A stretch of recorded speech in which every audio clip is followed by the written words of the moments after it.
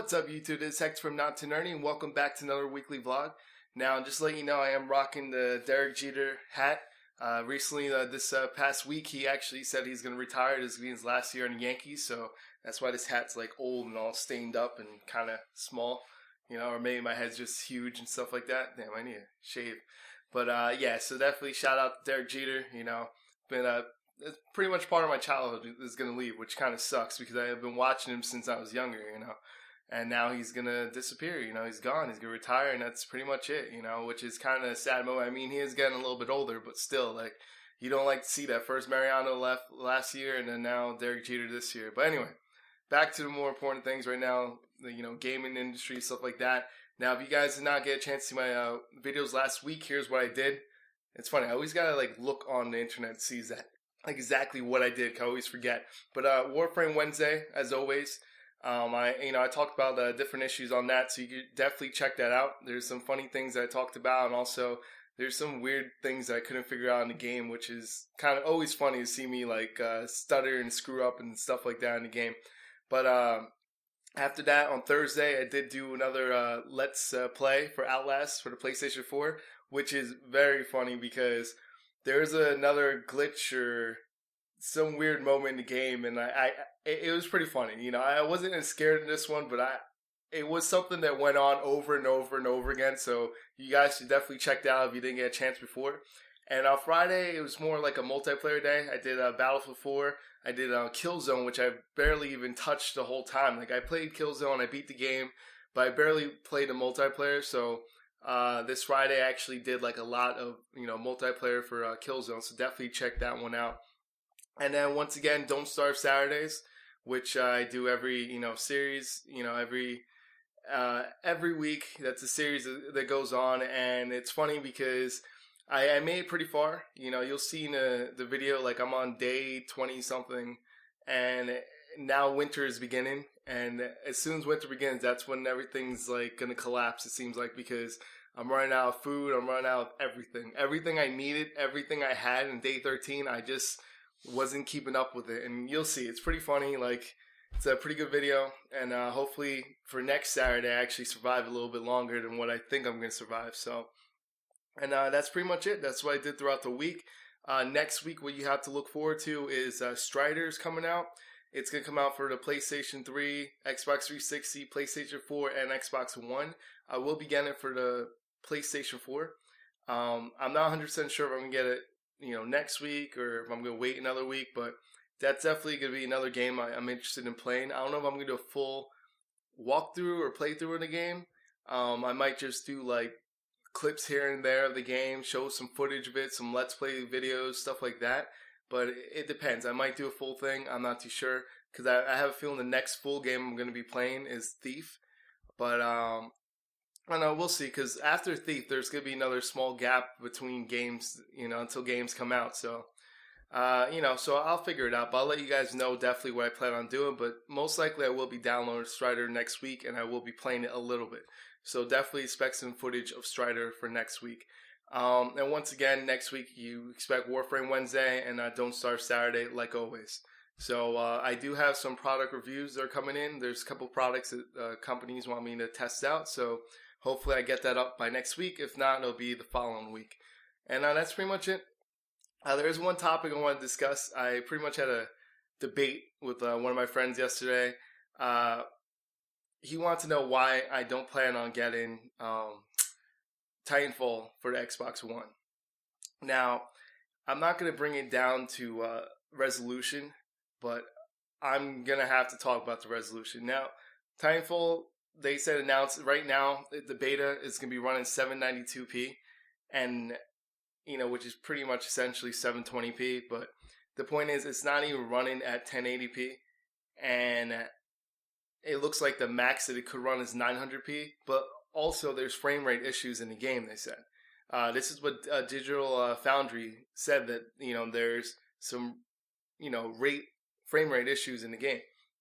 So with that said, like, I don't want to take the risk of buying something like that and pay $60 for a game when it's going to be like $60 for a multiplayer only game. There's no point. And, you know, I have a gaming PC. You could get it for $32.40. I forgot one site that had the key thing, but like it's between $32 to most like $43, and you can get the new version of the game. And that's why I think it's fair, since it's a multiplayer game only. I think that's fair. Plus I want to max out the resolution. I don't want to be stuck on 720p, or even if it goes up to 900p. I don't want to be stuck at 900p but not be 60 frames per second. So that's the reason why I'm going to get Titanfall for the PC. Plus I feel that it is a PC game. If you look at it, it just has a feeling of a PC game. So this brings me to my next point. I know I always say something about Microsoft, but why is this console, okay, why is it that these games, like, for example, this game is running on the Source engine, okay? The Source engine's a 10-year-old engine. They did that with, like, in 2004, I believe, they came out with that engine. I know that they modified and stuff like that, but the base of an engine is always going to be pretty much the same, you know? You really can't modify it too much to make it insanely great. So it's pretty much the same. You're telling me that your console can't run a Source engine at a steady 60 frames per second at 1080p this day and age? I mean, it's not even running a steady 60 frames right now, according to people, at 792p.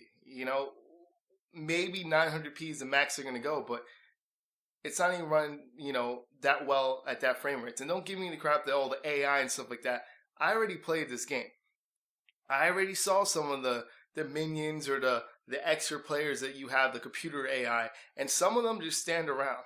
You could walk up right next to them. They won't even know you're there, and they won't fire at you until you fire at them.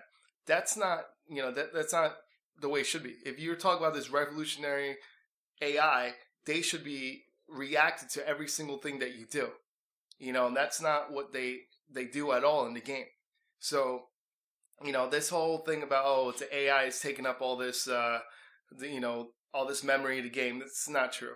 And they're saying like, oh, well, it's the graphics. It's not true because it's on the Source engine. So what really is taking up all the space in the game? And it just comes down to the hardware itself for the Xbox One. It's just not as powerful as people thought it would be, And that just goes to show Microsoft held back. And, they didn't really put stuff in it that they should have put in it. Now, I know people are going to be like, well, it shouldn't always be about graphics. It shouldn't always be about the resolution and frame rate. But here's the problem. Last year, we made a huge leap. Or last generation, we made a huge leap from non-HD to HD. Everyone was excited. Oh, it's HD. Like, you had a reason to move on to the next generation, right? This generation, what's your reasoning to move on? Why should you move on to next generation? What are you going to do to convince people that this generation is better than the last? Well, there's no more, HD leap. We already made that leap, so what's the leap this time? And that's the only way you can convince people to say you're going to get more frames per second and higher resolution. So the people that say, oh, like resolution and frame rates doesn't matter, it does matter. Because there's no justification to move on then for the average gamer. What's the justification to move on then? If you're going to keep similar, graphics, similar resolution, similar frame rates, what is the point of moving on to the next step then if you're going to keep the same thing? And people say that this is going to sell more Xbox Ones. How so? I know a lot of people are going to buy it for the PC. I know a lot of people that are getting it for Xbox 360. There's no way that someone could say, oh, they're going to buy it just for Xbox One. Well, why? If you could keep your 360 and play it on that. Like, I'm sure people are going to wait to see there's more games for Xbox One before they move on. Why would you say you have to go move on when the game is going to be for 360? Also, if you're going to get a superior version for the PC, what's the motivation to move on to Xbox One?